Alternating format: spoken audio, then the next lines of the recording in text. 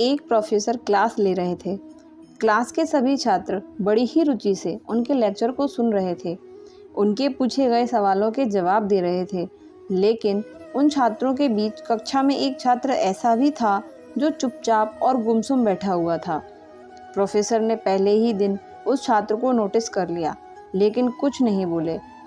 जब 4-5 दिन तक ऐसा ही चला तो उन्होंने उस छात्र को क्लास के बाद अपनी केबिन में बुलवाया और पूछा, तुम हर समय उदास रहते हो, क्लास में अकेले और चुपचाप बैठे रहते हो, लेक्चर पर भी ध्यान नहीं देते, क्या बात है, कुछ परेशानी है क्या? सर, वो छात्र कुछ हिचकिचाते हुए बोला, मेरे अतीत में कुछ ऐसा हुआ है जिसकी वजह से मैं परेशान रहता हूँ, समझ नहीं आता क्या करूँ। प्रोफेसर भले व्यक्ति थे। उन्होंने विनय को शाम को अपने घर पर बुलवाया। शाम को जब विनय प्रोफेसर के घर पहुंचा तो प्रोफेसर ने उसे अंदर बुलाकर बैठाया।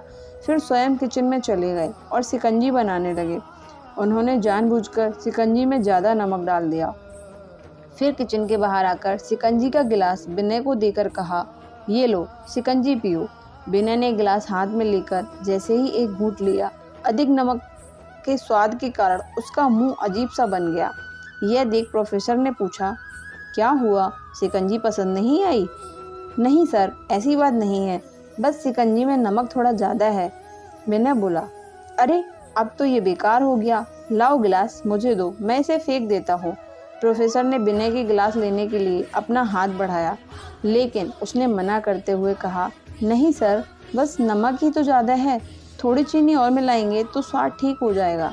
यह बात सुन प्रोफेसर गंभीर हो गए और बोले, सही कहा तुमने, अब इसे समझ भी जाओ, ये शिकंजी तुम्हारी ज़िंदगी है, इसमें घुला अधिक नमक तुम्हारे अतीत के बुरे अनुभव हैं। जैसे नमक को शिकंजी से बाहर नहीं निकाल सकते, वैसे ही उन बुरे अनुभवों को भी जीवन से अलग नहीं कर सकते। वे बुरे अनुभव भी जीवन का हिस्सा ही हैं, लेकिन जिस तरह हम चीनी घोलकर शिकंजी का स्वाद बदल सकते हैं, वैसे ही बुरे अनुभवों को भूलने के लिए जीवन में मिठास तो घोलनी पड़ेगी ना।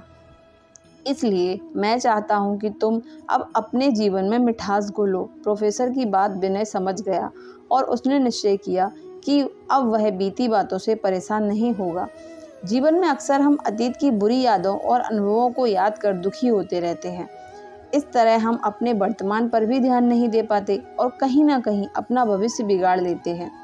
जो हो चुका उसे सुधारा नहीं जा सकता, लेकिन कम से कम उसे भुलाया तो जा सकता है।